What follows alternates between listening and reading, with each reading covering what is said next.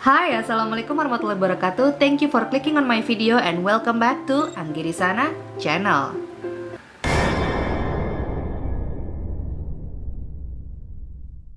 Kemarin baru saja kita membahas fakta-fakta mengenai film The Conjuring 3 The Devil Made Me Do It. Kalau kalian belum nonton videonya, tonton dulu video yang ini, lalu kalian balik lagi ke sini ya.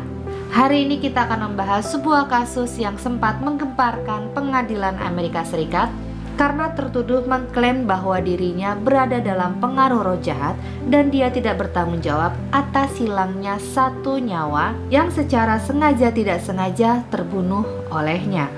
Kasus yang akan kita bahas adalah kasus yang dikenal sebagai kasus Devil Made Me Do It. Kasus Devil Made Me Do It adalah kasus pembunuhan yang dilakukan oleh Arnie Cheyenne Johnson di Brookville, Connecticut, Amerika Serikat.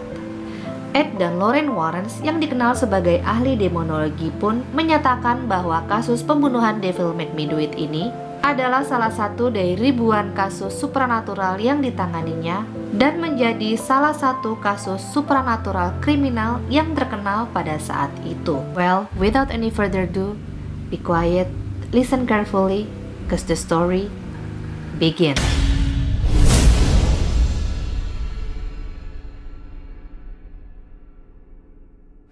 Keluarga Glatzel yang terdiri dari 5 member, yaitu Carl Glatzel sang ayah, Judy Glatzel sang ibu, dan 3 orang anaknya, Debbie Glatzel, Carl Glatzel Jr., dan David Glatzel, beserta Arnie Johnson, kekasih dari Debbie Glatzel, hari itu sedang melakukan kegiatan bersih-bersih di rumah sewaan barunya. David Glatzel yang berusia 11 tahun saat itu sedang membantu membersihkan rumah sewaannya. Tiba-tiba ia melihat adanya sosok laki-laki tua yang muncul lalu mendorong tubuhnya dan membuatnya ketakutan. David segera memberitahukan kejadian itu kepada keluarganya. Saat itu Debbie dan Arnie mengira David sengaja beralasan hanya untuk menghindari kegiatan bersih-bersih rumah sewaannya. Namun David memberitahu mereka bahwa lelaki tua itu bersumpah akan menyakiti keluarga Glatzel jika mereka tinggal di sana. Setelah kembali ke rumah orang tuanya, David mengatakan lelaki itu selalu muncul di hadapannya dan berbicara dengannya. David menggambarkan pria itu memiliki janggut putih, mengenakan celana jeans dan kemeja flanel, serta kulit yang tampak hitam hangus seolah-olah telah terbakar oleh api. Pada malam harinya, David pun mengalami teror dari sosok iblis yang memiliki mata hitam besar cekung, bertanduk, kuku panjang dan tajam, telinga yang runcing dan gigi bergerigi, serta bergumam menggunakan bahasa Latin. Lalu sosok iblis itu mengancam akan mengambil jiwa dari David.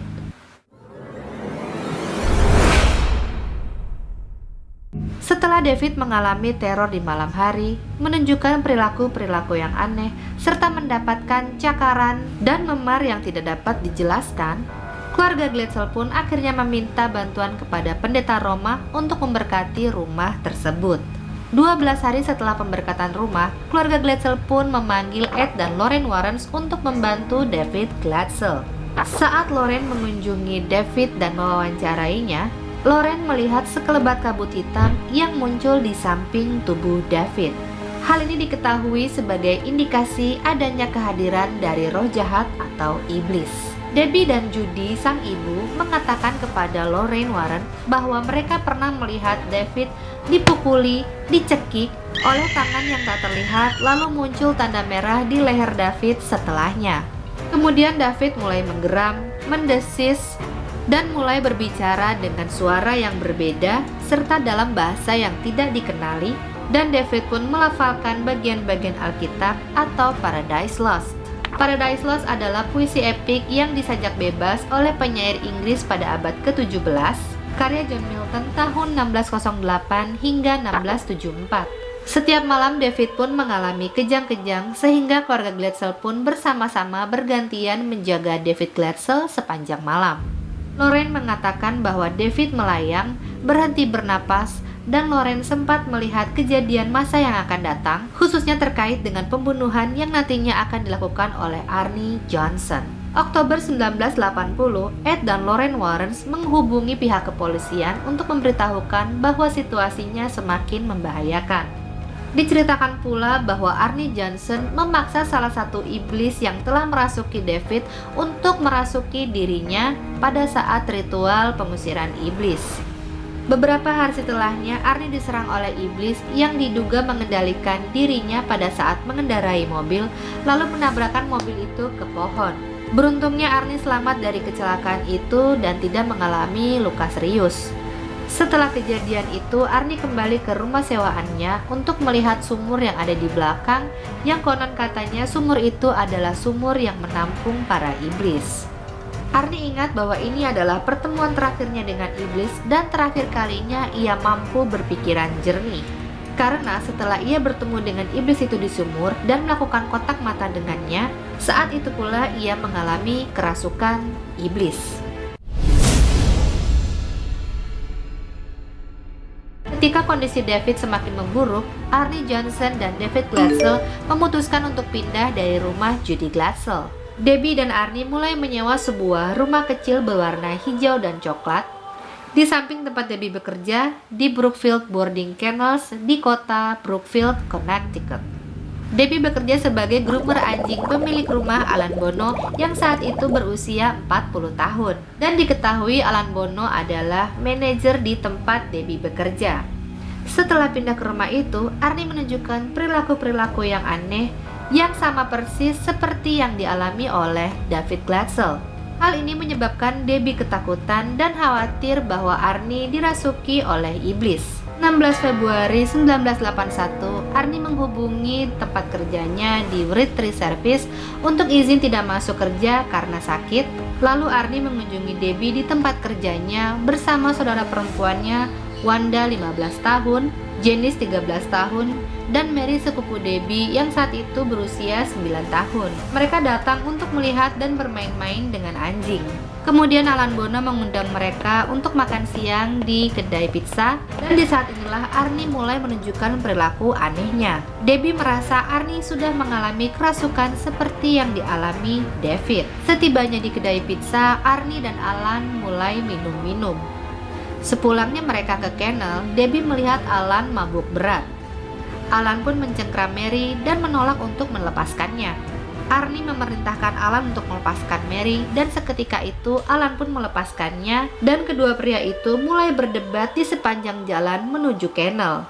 Di sini Debbie berusaha berada di tengah-tengah antara Alan dan Arnie dan seketika itu pula Wanda berusaha untuk menarik Arnie. Tiba-tiba Arnie menggeram lalu menusuk Alan menggunakan pisau lipat berukuran 5 inch berulang-ulang kali. Beberapa jam kemudian Alan Bono pun tewas mengenaskan di rumah sakit. Menurut pengacara Arnie Johnson, Alan Bono mengalami luka tusukan setidaknya 4 hingga 5 tusukan yang luar biasa brutal di bagian dada dan 1 luka yang membentang dari perut hingga jantungnya. Saat penangkapan, Arnie Johnson berada sejauh 2 mil atau 3 km dari lokasi pembunuhan dan kemudian ia pun ditahan di lembaga permasyarakatan Bridgeport.